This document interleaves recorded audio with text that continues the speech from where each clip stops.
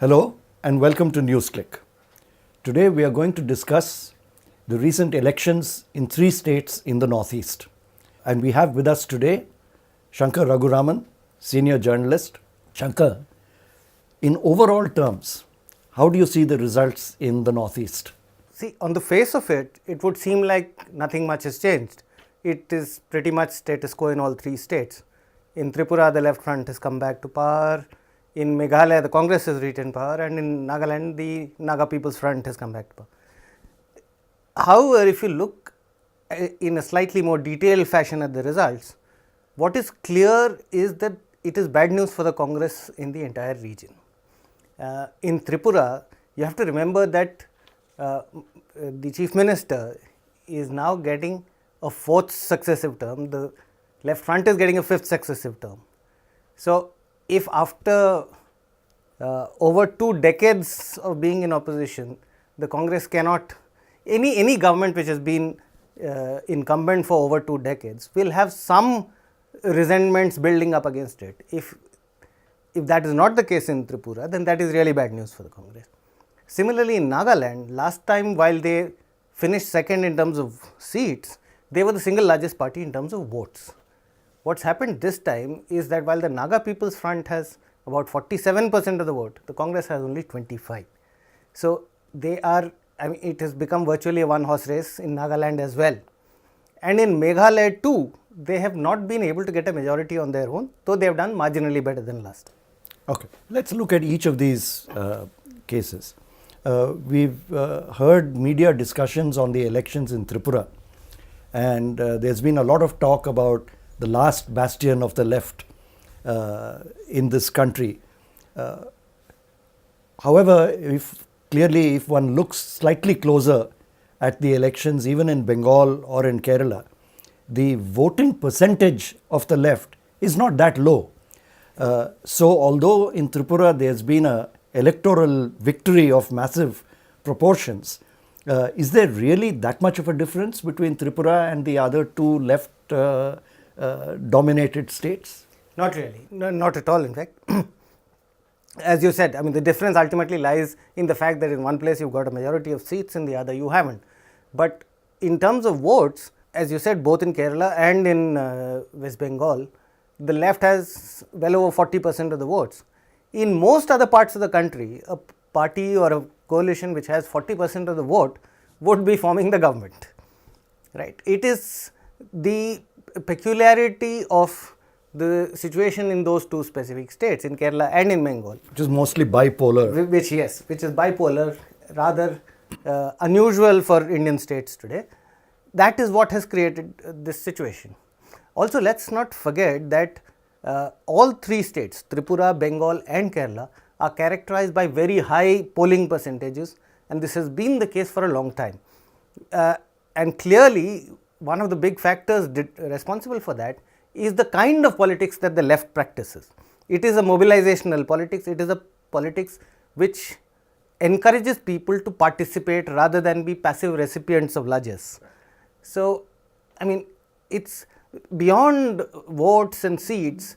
There is no doubt that the left's influence on the politics of these states was and remains immense.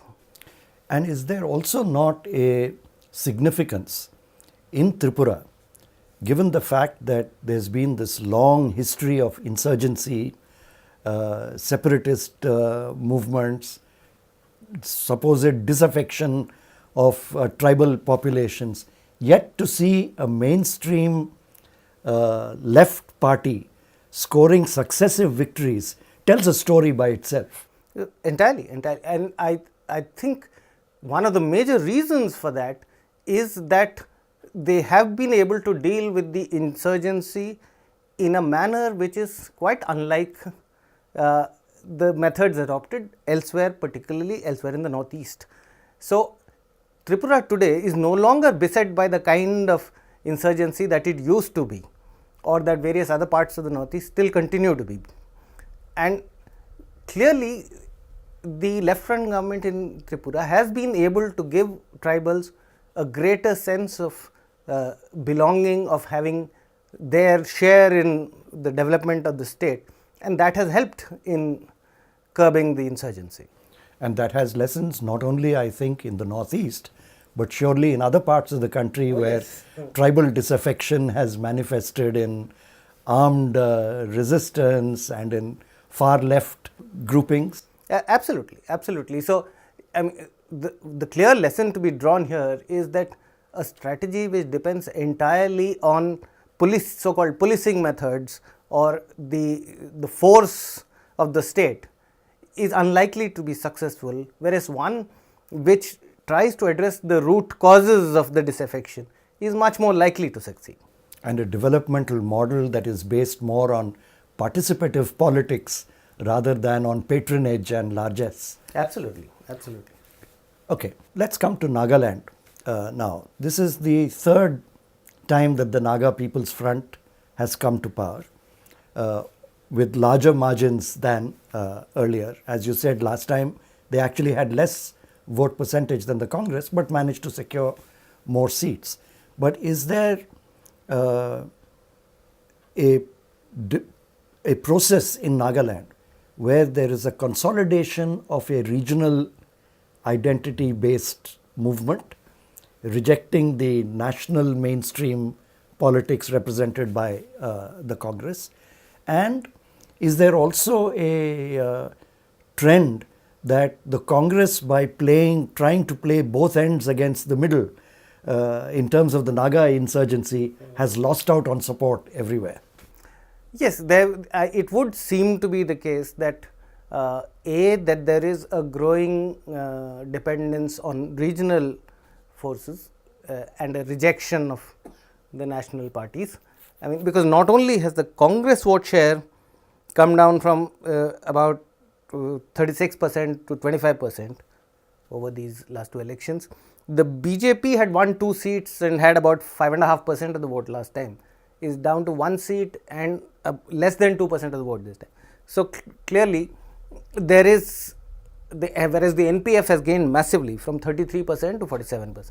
So clearly, there is a consolidation behind the NPF.